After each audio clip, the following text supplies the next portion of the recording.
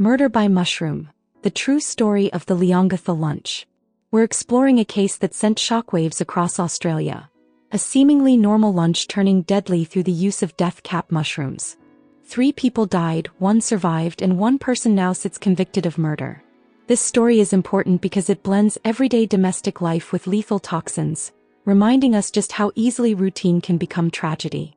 We'll cover who was involved, step by step what happened before, during, and after the lunch, how investigators uncovered the truth, the court's findings, and why this matters, not only in Australia but for anyone who cooks, forages, or hosts communal meals. Stick around to the end for some takeaways that might just save lives or at least open eyes. Let's start. In July 2023, in a small town in Victoria called Leongatha, a lunch invitation escalated into catastrophe. At the center, Erin Trudy Patterson, a 50-year-old woman with a seemingly ordinary life. She invited her estranged in-laws, Dawn and Gail Patterson, Gail's sister Heather Wilkinson, and Heather's husband Ian Wilkinson. What none of them knew: the innocent-looking beef Wellington they were about to enjoy contained slices of death cap mushrooms. Spoiler alert: Erin didn't eat them. She claimed a sudden bout of illness after lunch and survived. The 4 others fell severely ill, 3 would die. Ever heard the saying, "Don't worry, I made it from scratch"? Yeah, this was one of those times you definitely should worry. Death cap mushrooms are nature's landmines, delicious to look at, deadly to eat. What makes this case so gripping is the deception. Erin allegedly spent months researching death caps and learning how to disguise them. Rumor has it she even used a dehydrator to change their texture. When investigators dug deeper, they discovered she'd fabricated having cancer and concocted reasons to lure the victims. It got stranger: she denied owning a dehydrator, later disposed of it, and lied repeatedly on the stand. Talk about commitment to a storyline. Now you might be wondering, how does someone not spot a mushroom that kills you faster than missing the last bus on a Friday night? Well, death caps can look a lot like harmless varieties. Cooking them doesn't deactivate their toxins, amatoxins. These block essential enzymes in the liver and kidneys, starting with nausea 6 to 12 hours after eating, and often ending in liver failure, coma, or death. Just half a mushroom cap can be lethal. That's less than the size of your average cupcake wrapper. 3 victims died: Dawn, Gail, and Heather. Ian survived but was in critical condition and suffered long-term effects. So what happened after? Investigators recovered remnants of the mushrooms tied to Amanita phalloides, a death cap, from the Wellington and linked them to samples found in Erin's home. They discovered she'd Googled fungal toxins, death cap recipes, and cooking techniques months before the lunch event. They dug up her search history and cross-referenced it with her purchase of a mushroom dehydrator. Prosecutors built a damning case. Erin intentionally selected and killed the victims. They said her fabrication about having cancer wasn't an excuse, it was a lure to bring everyone to one place. They noted convenience, premeditation, and deceptive behavior. And most importantly, she never ate the food she prepared. When pressed about illness, Erin claimed she suddenly felt sick and left dinner early, classic red flags. Plus, she trashed and tried to hide the machine and evidence. Forensic investigators found the dehydrator in a landfill. Not the best way to hide a murder tool, but hey, points for creativity. At trial, Erin was found guilty on July 7, 2025, of 3 counts of murder and 1 count of attempted murder. The jury deliberated for nearly a week before reaching a unanimous verdict. They struck down the terrible accident defense, saying they believed Erin acted deliberately and knew exactly what she was doing. Now that she's convicted, Erin is looking at life in prison with no set parole date. The Victorian Supreme Court hasn't scheduled sentencing yet, but it's expected to be severe. She has 28 days after sentencing to file an appeal. Let's unpack why this matters. 1. Public safety and awareness. Before this, death cap mushroom cases were usually accidental, foragers mistaking them for edible types. Here it was intentional. It underlines how education on toxic species matters, not just foragers but every home cook. 2. Trust and domestic danger. This wasn't a hike in the woods, it was someone's own home. Wherever we feel safest might still be the place of greatest vulnerability. Chilling.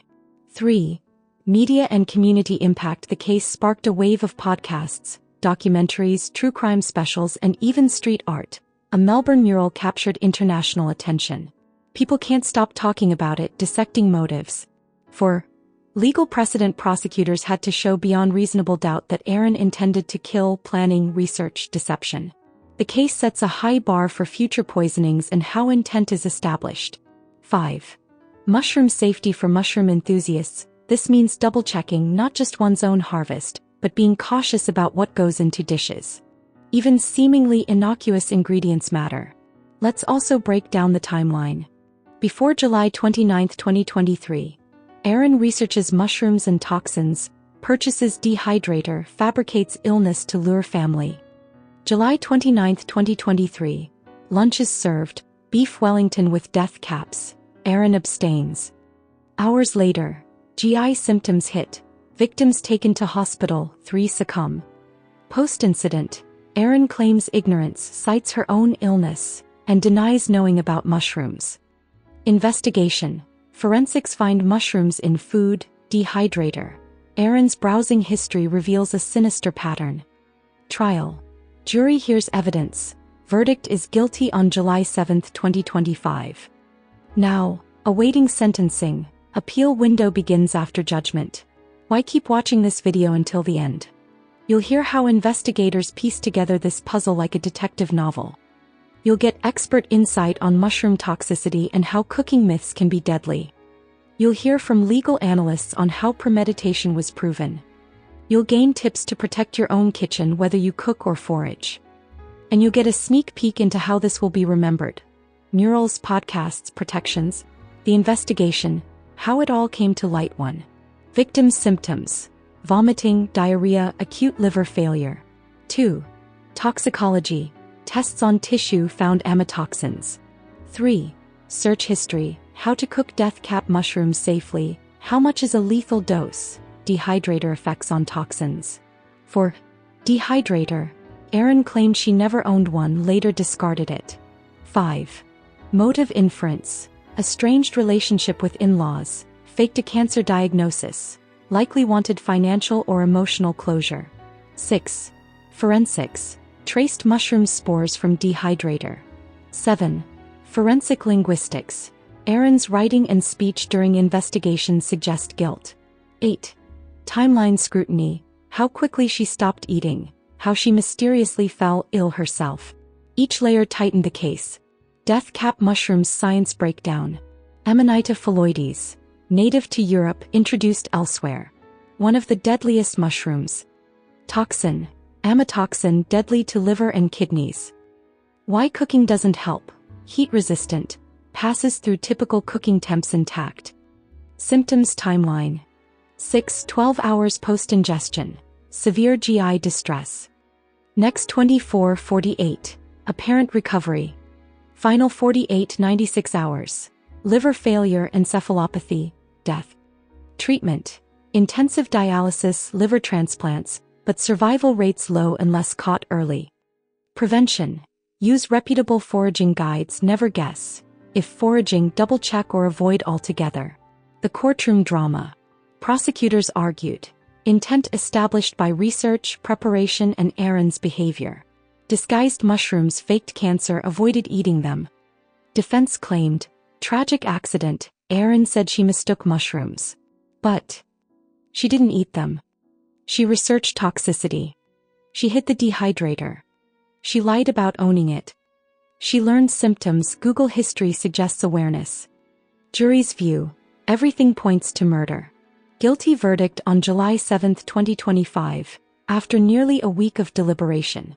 What this means going forward. For the family, sentencing nearing. The surviving victim Ian has lifelong health concerns. For Aaron, likely life sentence without parole, 28-day appeals period. For legal system, this sets precedent on immersion in dark online research as intent. For the public, sharp reminder to check where your food comes from even at home. Lighter anecdotes. Aaron's alleged dehydrator lie was nearly comedic, claiming ignorance about having one, then investigators recovered it. Reminds me of saying, I don't own a computer when your browser history begs to differ. Somewhere someone's going, well, I can hack my kitchen but this. And pauses. It shows truth is stranger than fiction. Key takeaways for viewers. If you forage foods, mistakes can be fatal. Always double-check, never guess. If you cook for others, know your ingredients. Don't let secrecy disguise danger. Online habits matter. Browser history can convict you literally. Trust your instincts. Something that feels off about food or hosting, take it seriously. Final thoughts. This case blends everyday life, lunch, family, cooking with the darkest aspects of human behavior. It reminds us how fragile trust is, how lethal certain natural toxins can be, and how technology can both reveal and obscure truth. We'll continue following developments. Sentencing appeals, new safety protocols, mushroom awareness campaigns.